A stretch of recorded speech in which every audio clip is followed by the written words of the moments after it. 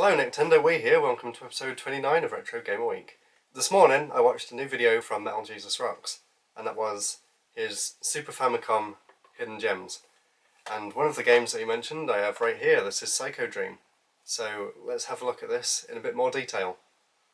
Psycho Dream is a 2D action platforming kind of beat 'em up kind of game.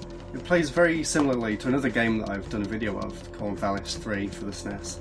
So if you saw that video, then you kind of know what to expect from this. If you like that kind of game, or if you like Strider, then you'll definitely get a lot of enjoyment out of Psycho Dream. It's a really unique game. It is kind of very, very basic though. There's not much you can actually do in the game apart from run and slash.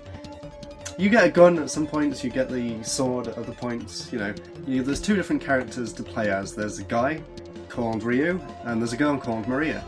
I tried playing as the guy and I just couldn't get anywhere. I couldn't even get past the first level. So I started playing as a girl and things improved slightly from there.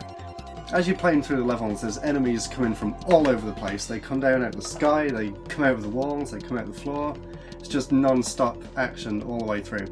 The controls take a little bit of getting used to. You have to hold down the L button to run, and also if you hold down the L button then you actually jump a little higher than you did before, which is a cool mechanic, but it takes a while to get used to, and I did end up jumping not quite high enough to hit the enemies at the top of the screen, so that was something I had to get used to. Along the way you collect power-ups that fall out of different enemies, and after you get a certain amount of power-ups your weapons actually level up. And the really cool thing about playing as the girl is once you get enough power-ups, or if you collect a certain colour, then she actually grows wings and gets this ability to fire these homing missiles at all the enemies on the screen. And that makes killing the enemies and the bosses a lot easier.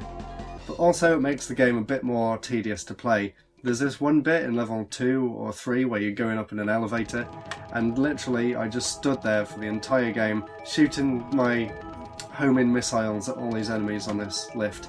And literally I didn't have to move, I just sat there pressing the B button over and over and over again, killed all the enemies. There's also a screen clearing move. You can use only a few times throughout the level. I think you get 6 chances to use this, and you basically stand in one place, the entire screen starts flashing and all the enemies die, which is really good for killing the enemies in the levels, but once you get to the boss fights, if you use that, it only takes off 1 point of damage for the boss. And the bosses are really cool, they're really interesting. I only managed to see 3 of them because the game's pretty challenging, although I heard there's only 6 levels, and maybe I'll go back and try and finish it one day.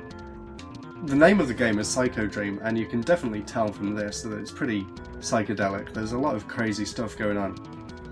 And the interesting thing about this game was that it was almost released in North America, but at the last minute, for whatever reason, it got cancelled. It was being released under a different name. It was being released in North America under the name Dream Probe. I don't know if you can see on the screen there. But they'd done all the development from it. Apparently there's a ROM floating around somewhere online, or someone's got one that they could upload online at some point. They even made the cover art for it, and it just never got released for whatever reason.